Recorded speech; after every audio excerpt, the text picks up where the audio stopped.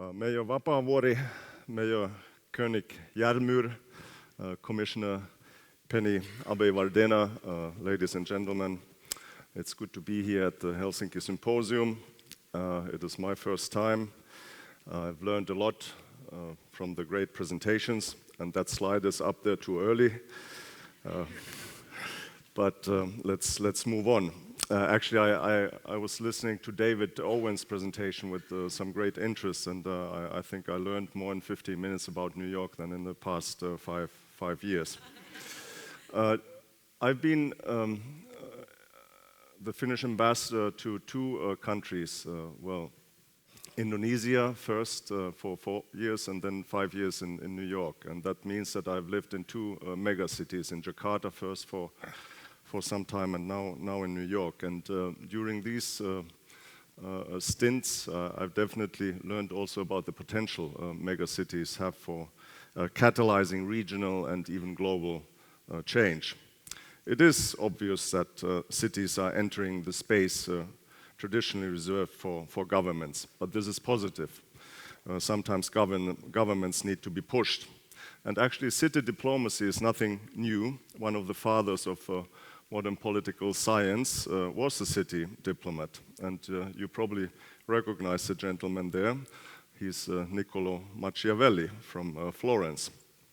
I wonder what he or the Medicis would think of climate change, of Agenda 2030, or the Finnish healthcare system reform.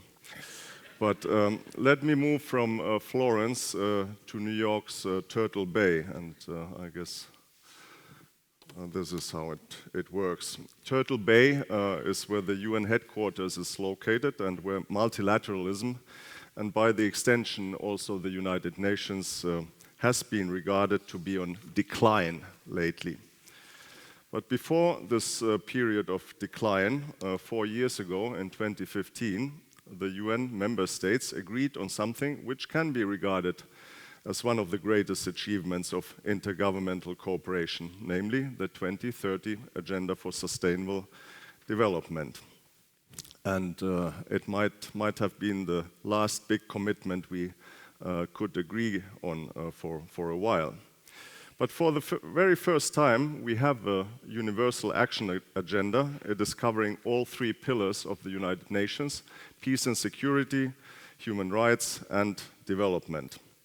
And the agenda gives states and other actors, like cities, a common language, the 17 global goals and 169 targets. And I would like to offer you 3 reasons, 3 points why the agenda is so special.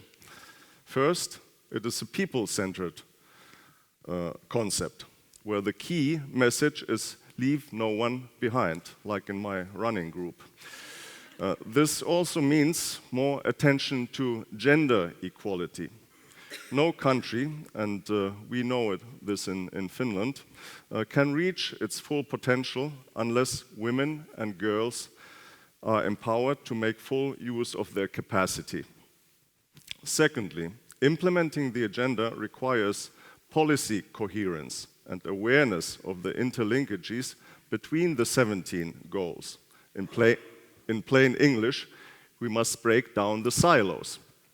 For instance, water security is connected to education and gender equality. If there's no water, sanitation, and hygiene at the schools, many girls are left behind. Thirdly, governments are in the lead in implementing the agenda.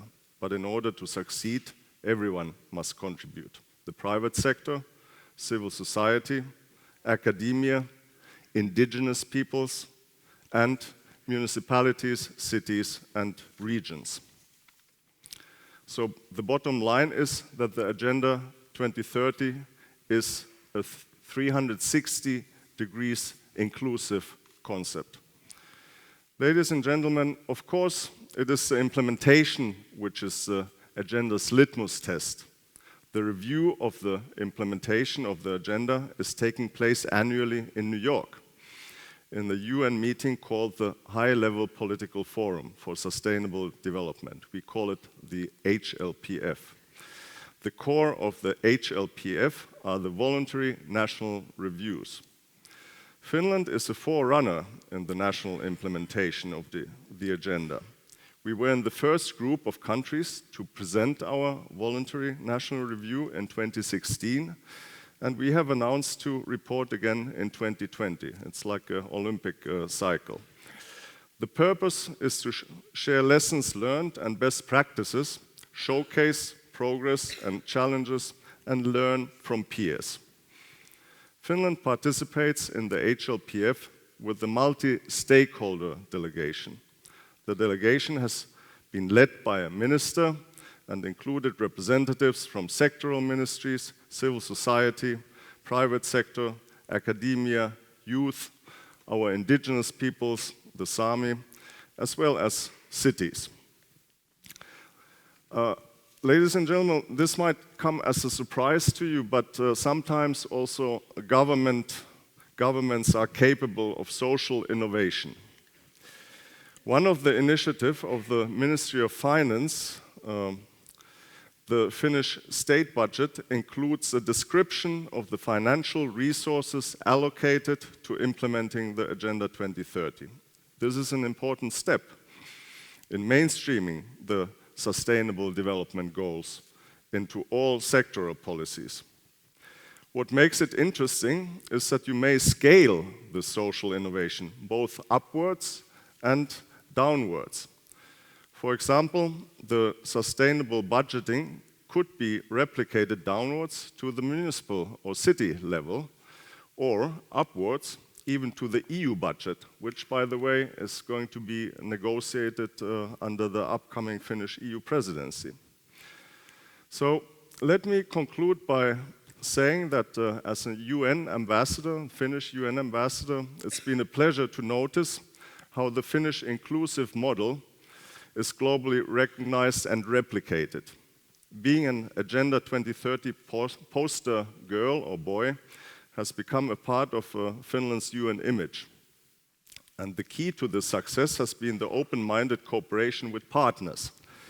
A recent example of this is the partnership between the cities Helsinki and New York in promoting Agenda 2030 and its implementation.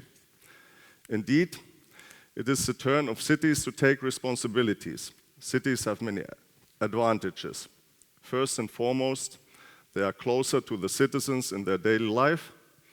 Cities are more agile in the decision-making and budget allocation than states. Cities are better communicators as well, and listeners. They have their ear closer to the ground. Interestingly, cities are stepping in and even replacing states in their traditional role of multilateralism. In a recent article, the Council of Foreign Relations called the phenomenon the new city multilateralism, or city diplomacy. And let's have a look at another slide. And here we have kind of an indication of the power of the cities. The 50 largest urban concentrations.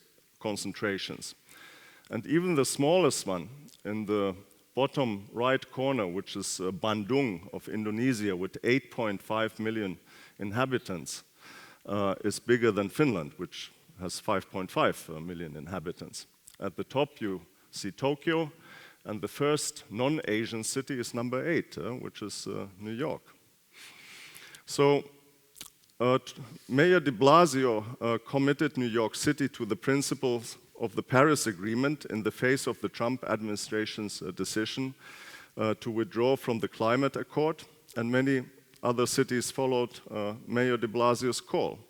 Similarly, the city of Helsinki has decided to follow in the footsteps of New York City in reporting on the implementation of the Sustainable Development Goals and delivering its first voluntary local review this year.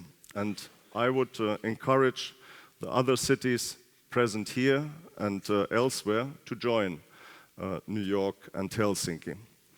And as a returning taxpayer of Finland and settling into Helsinki in the next 2 months, I would like to take this opportunity also to congratulate Mayor Vapaavuori and his team for the leadership and for championing this important cause. Thank you very much.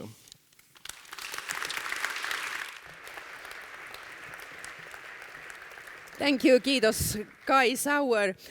Olet palaamassa Suomeen. Mitä haluaisit tuoda mukanasi New Yorkista? What would you like to bring with you back to Finland from New York? I think there are several things. You have a network, of course. You know many interesting people you meet in New York. It's a global hub. And you bring your networks back to Finland, and of course you bring certain ideas as well. But of course, for the past 5 years, my job has been to take Finland to New York, and not the other way around. Good. You were talking about the importance of cooperation. How could we make the cooperation even more intense?